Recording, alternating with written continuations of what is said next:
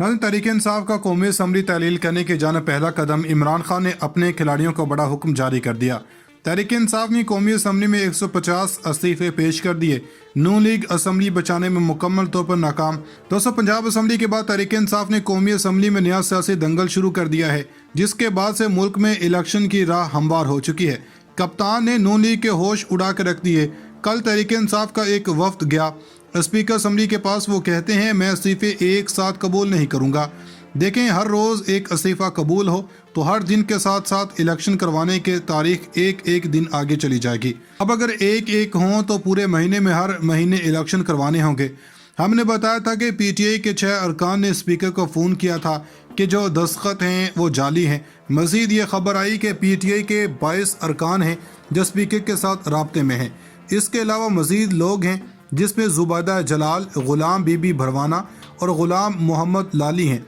ये 3 लोग हैं जिन्होंने कौमी असम्बली के अंदर हाज़िरी के रजिस्टर है उस पर भी दस्तखत किए, यानी अपनी हाज़िरी मार्क की है। यानी जब आपने इस्तीफ़ा नहीं दिया होता तब ऐसा क्या होता है। सिर्फ ये नहीं है बल्कि 2 लोग तो ऐसे हैं, नवाज इलाही और तालब नकई ने बाकायदा तौर पर स्पीकर को छुट्टी की दरख्वास्त दे रखी है।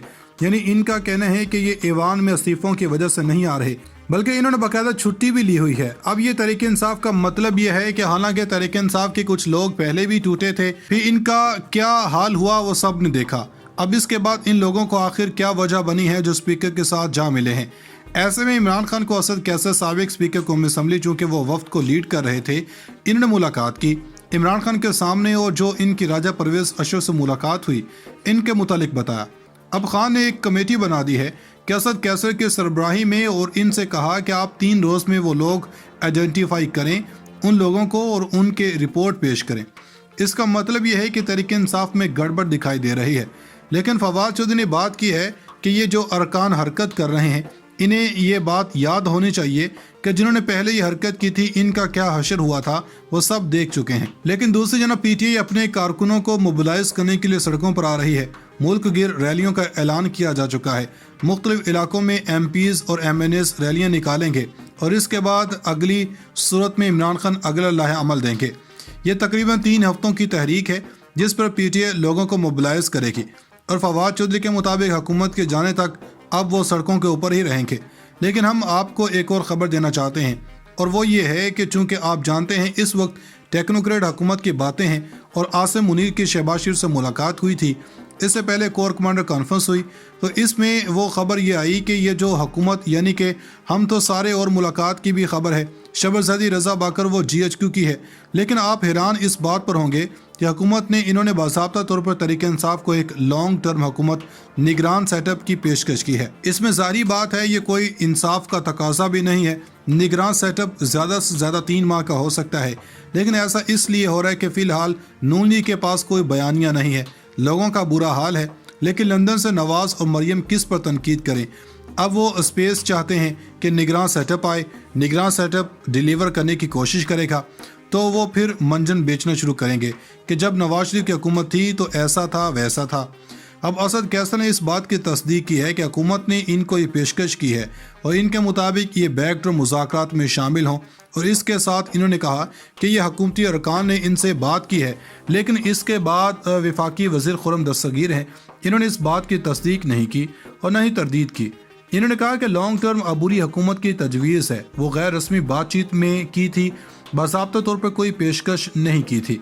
यानी कि मैं बात तो कहना चाहता हूँ मगर मैं इशारों में कर रहा हूँ। तो इसका मतलब है कि नून लीग की हुकूमत को खुद अंदाज़ा है कि इनको कोई हाल नहीं है। हुकूमत इस वक्त डिलीवर नहीं कर पा रही, लेकिन अब वो दूसरे तरीके से इसको कवर करने की कोशिश कर रहे हैं। एक और मामला जो आर्मी चीफ की अपॉइंटमेंट हुआ था, इस पर जिस तरह से खेल खेला गया। नवाज शरीफ ने इस वक्त पूरी कोशिश की थी कि हमारे से हुकूमत छीन जाए और मार्शल लॉ आ जाए। ये अब फवाद चौधरी ने एक बार फिर इस बात की तस्दीक कर दी है। इस वक्त मार्शल लॉ लगवाने की नून लीग की कोशिश थी और इनका ख्याल ये था कि फ़ौज ज़रा आगे बढ़ेगी और मार्शल लॉ लगा देगी। जो हम अब निगरान हुकूमत के ज़रिए हासिल करना चाहते हैं वो मार्शल लॉ की वजह से हासिल कर लेंगे। लेकिन इमरान खान ने दस्तखत के हवाले से सदर को अहम हिदायत भी दी हुई थी। नाज़रीन, शहबाज शरीफ के मिलिट्री ADC को ISI ने तहवील में यानी कि हिरासत में ले लिया और ये अफसर जो कि प्राइम मिनिस्टर हाउस में और प्राइम मिनिस्टर ऑफिस में तैनात था, इस अफसर के हवाले से एक बहुत बड़ा इंकशाफ सामने आया और इस वक्त बड़ा क्रूशल टाइम, ये मेक और ब्रेक टाइम है पाकिस्तान और मुख्तलिफ हलकों के दरमियान एक ऐसी स्टोरी आई है और एक इस तरह का दावा आया है कि जो इमरान खान को ताकतवर इदारों के खिलाफ लाकर खड़ा कर देगा। पीएम हाउस में हुई कैसे किस को पहुंचाई गई पूरा नेटवर्क बेनकाब करने का दावा कर दिया गया। कुछ चीज़ें हैं, कुछ पेशरफ्त है जो आपके सामने रखते हैं। नाज़रीन इकराम, शहबाज शरीफ की कुछ ऑडियोज़ लीक हुई हैं। ये प्राइम मिनिस्टर के सेक्रेटेरिएट में लीक हुई। एक मरीम नवाज के साथ गुफ्तगू की थी, एक प्रिंसिपल सेक्रेटरी के साथ थी, और इस तरह की और भी मीटिंग्स हैं जिनकी ऑडियोज़ जो हैं वो लीक हुई। अब इमरान खान की भी इसी ऑफिस में लीक हुई। अब यहाँ पर एक बड़ा दिलचस्प खेल खेला गया। आज़म खान प्रिंसिपल सेक्रेटरी इमरान खान के भी ऑडियो आ गई, लेकिन यहाँ पर जो चीज़ है वो बड़ी दिलचस्प है। एजाज सैयद ने दावा किया कि जब शहबाज शरीफ लंदन में थे उस वक्त लीक हुई, इन पर हाई पावर्ड कमीशन बनाया गया कि वज़ीर-ए-आज़म हाउस में किस तरह से ये हुआ, यह सिक्योरिटी ब्रीच था। इस पर कमेटी बनाई गई, इसके सरबराही में वो आईबी का सरबराह कर रहे थे। इस कमेटी के तमाम टेक्निकल लोग थे। अब यहाँ पर जो दावा आया है वो बड़ा अहम है और नाज़रीन इकराम, दावा वो ये है, इस कमेटी ने एक रिपोर्ट लिखी कि सारे का सारा मलबा इन्होंने भारतीय खुफिया एजेंसी रॉ पर डाल दिया। ऑफिशियल रिपोर्ट में ये सब तहरीर है, लेकिन हकीकत कुछ और है और इस हकीकत से शहबाज शरीफ को भी आगाह कर दिया गया। हम ये दावा आपके सामने रख देते हैं और इसके बाद इसका तफसीली जायज़ा भी लेंगे।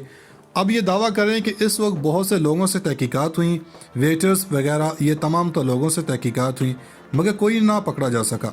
जब शहबाज शरीफ वतन वापस आए तो उस वक्त मौजूदा DGISI नदीम अंजुम ने पूरी स्टोरी बताई कि बंदा हमने पकड़ लिया है और ये बंदा जिसके बारे में दावा है वो मिलिट्री ADC है, मेजर लेवल का अफसर है।